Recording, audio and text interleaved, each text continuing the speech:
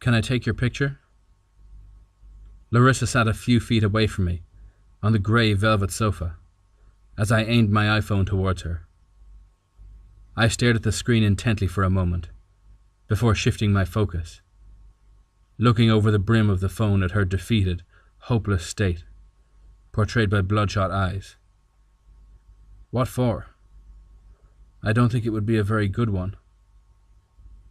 She found it difficult to speak above the tone of a depressing mumble. I'm not exactly prepared for a photo shoot right now. Stop it. You look beautiful. The chipper tone in my voice was a deceiving attempt to bring some semblance of elation to the bleak reality we had learned of our existence. It's not insecurity. You know that. Her looks were always something Larissa was confident in. That certainly wasn't the source of her discontent. Normally we take pictures of happy times that we want to look back on and reminisce over. But neither of us were happy at that moment. Her face was a cemented lump of apathy that wouldn't be going away anytime soon.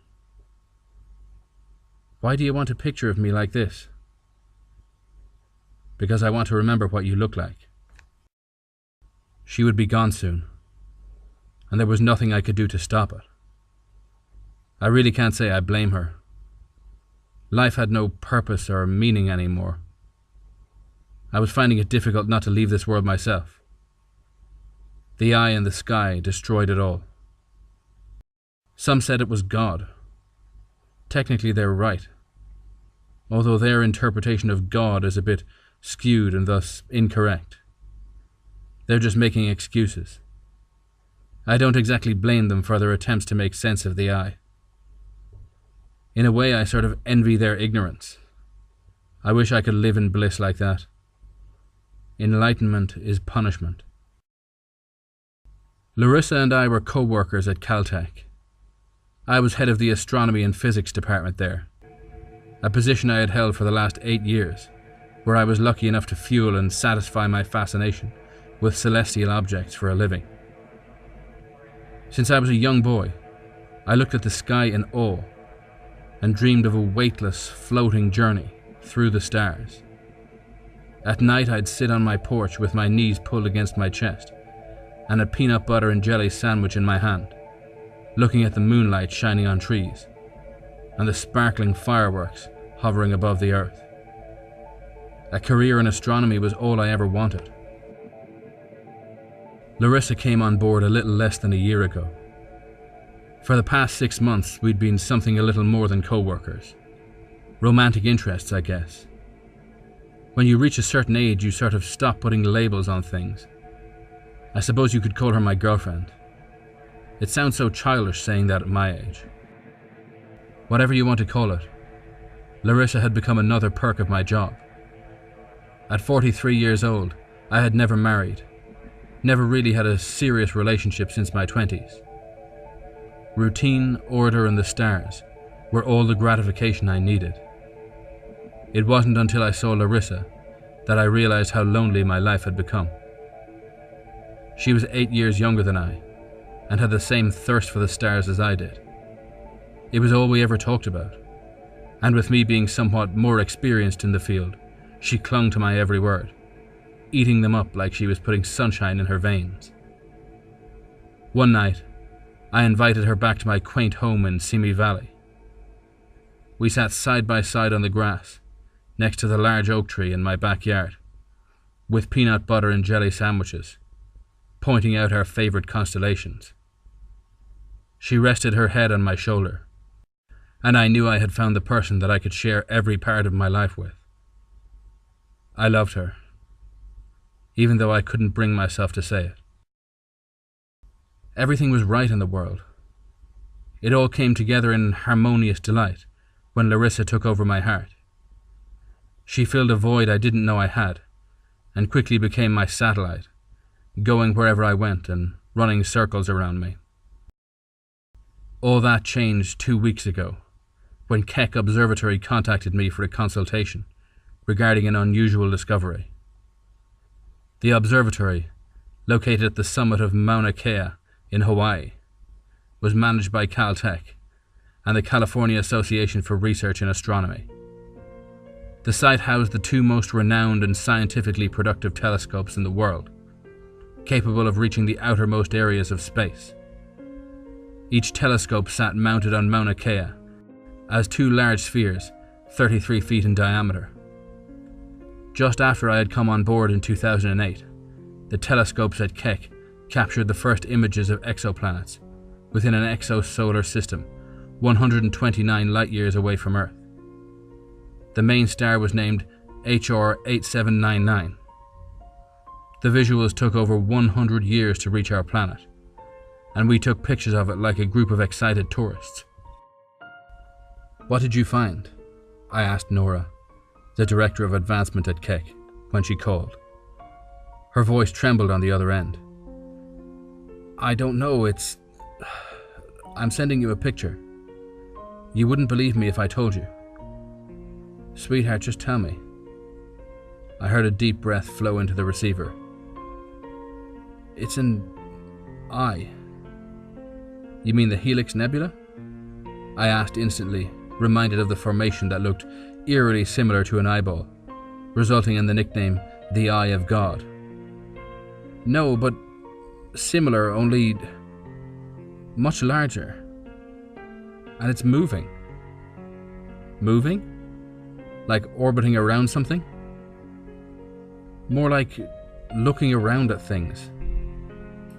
The pupil is moving." My face contorted from confusion. "What?" It didn't make any sense to me when I first heard it. Now looking back, I wish I just ignored that call and went about my life. But I suppose that's the nature of humanity, isn't it? We're all curious and desperate for answers. Nora sent me 2 pictures of what was observed through the telescope shortly after we hung up. The first picture appeared to show ionized gas surrounding an interstellar medium, creating the illusion of an eye. It was strange, although it was certainly nothing never seen before. But the second picture showed the medium moved slightly to the left, as though it were a pupil looking around and studying the universe. I wasted no time and booked myself and Larissa a flight to Hawaii. Part of my rush there was anticipation of studying the odd formation and trying to determine why it was moving. Larissa could help decipher its origins. Plus, it was a nice excuse to take a trip to Hawaii together on company money. The next day, after we landed, Larissa and I drove up the access road in a car I rented up to the summit. At the top, we were just above the clouds. Mauna Kea is the highest point in all of Hawaii, and it's considered the best location in the world for massive telescopes like these. There's no obstruction blocking the view. I had visited the site a few times since I took over the astronomy department. Each visit was breathtaking. Nora greeted us as we parked and led us through the observatory directly into the control room, where a monitor was displaying the eye in the sky. In front of the monitor sat a couple of young men I had never met before, operating the controls. The pupil had moved further to the left since the last picture was taken. "How much time passed between the 2 pictures you sent me?" I asked Nora. "A couple of days. It's moving very slowly." "Possibly. It could also be moving incredibly fast. We're just observing a different gravitational time dilation through the telescope." "How far away is this constellation?" Nora took a deep breath and exhaled, maintaining her steady eyes fixed on mine. 45 billion light-years. Huh? That's inconceivable. The farthest object ever recorded is galaxy MAC S0647-JD, at 13.3 billion light-years away. And that was with the Hubble telescope. Keck doesn't have that functionality. Well, it does now. We enhanced its mirrors 2 months ago to increase magnification capabilities. My eyebrows uncontrollably shot into the middle of my forehead. I don't recall hearing the board of directors approving such a thing. They didn't. This was a privately funded experiment. One that worked. "Who funded this?" Larissa chimed in. I'm sorry, that's classified information. I looked up at the thick metal beams and pipes of pressurized hydraulic fluids over our heads that held the massive telescope in place, with indignant jealousy. The furthest reaching telescope ever created was partially owned by the company I held a relatively high position with. It was within my fingertips, yet I hadn't even the slightest knowledge of it. Optical instruments like this were invented to expand humanity's knowledge and answer some of the most complex and mysterious questions about the origins of everything in existence, and they were keeping the wonders of the universe a secret. So basically, you have the most powerful scientific invention ever created by humanity here, and didn't think it was necessary to tell anyone. It was an experiment. The funding was enough to cover the upgrade and reversion if it didn't work. Part of the agreement was secrecy. We only started using it last week. We wanted to be sure it worked before making any kind of announcement. This is not some rich kid's Tonka truck, Nora. You should have gotten approval, or at least mentioned it to someone. There's something I haven't told you about this eye, Nora continued, ignoring my discontent. We saw something else. My intrigue felt like a rush of adrenaline. What? One of the young men turned in his swivel chair and locked his wide eyes with me. God. I instantly rolled my eyes. Throughout history, when mankind has encountered something unexplainable, it's attributed to some sort of god or supernatural force, only to be given a logical, scientific explanation many years later. Why would this be any different? We don't know that, Tim, Nora shot at him. What the hell is he talking about? Larissa questioned. I supported her demand. Indeed. What nonsense is this young man referring to? Nora resigned momentarily, then turned her head sideways to address Tim. Turn on the infrared. Tim flicked a switch on the control panel, and about 30 seconds later, the outline of a face surrounded the eye. Shades of red and orange overlapped each other, clearly displaying a nose, a mouth, and a second eye that was covered by a winking eyelid. And just beyond the eye, I could faintly make out more, smaller infrared outlines. My world had crumbled at the sight. One of my worst fears was a reality. Turn that monitor off right now, I ordered in a low growl. Tim sat motionless in his chair, frozen in perplexity. Now! He jumped at my outburst and fumbled to find the switch. What's gotten into you? Nora demanded, squinting at me. Who else knows about this? The 5 of us in this room and 10 other people. They all said it was God too. Keep it that way. Tell no one. Tell that piggy bank of yours the modifications didn't work, and revert the telescope back to its original state. Why? What is it? I looked at Nora with a stern eye. Humanity will tear itself apart over this. Is it God? Tim's hopeful expression was like that of a child. I couldn't take that away. Yes. It wasn't giant aliens, if that's what you're all thinking.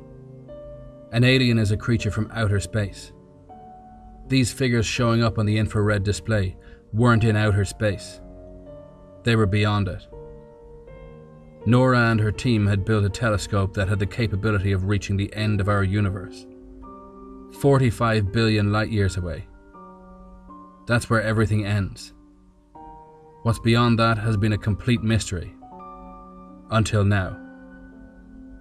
It's something I was frightened of when I first conceived the thought in 2004, after reading an article by Jim Holt proposing the idea of universe creation. 3 years later, Lancaster University successfully created an entire universe in a test tube, simulating the Big Bang with low-energy whirlpools of helium. The result was a functioning universe, no larger than a marble. I had feared that our universe was created this way, and that day in Keck Observatory confirmed my fears. I saw our creators. Everything we've ever known to exist is all just a mediocre science experiment. At any minute they could pull the plug on us and wipe it all away. We're all living at their will, inside a test tube somewhere. We left Keck and returned to our hotel shortly after. I pushed the telescope away from the eye and hoped it would never be found again. Larissa pestered me all night in our hotel room, doing all she could to force an explanation from me. I caved eventually, telling her about Lancaster's test tube and how its origin is the same as ours. She wept the rest of the night. All we know, all we believe, everything is a lie. The greatest lie ever told. I can't live in a world without meaning. She sat on my couch crying a few days after we returned from Hawaii.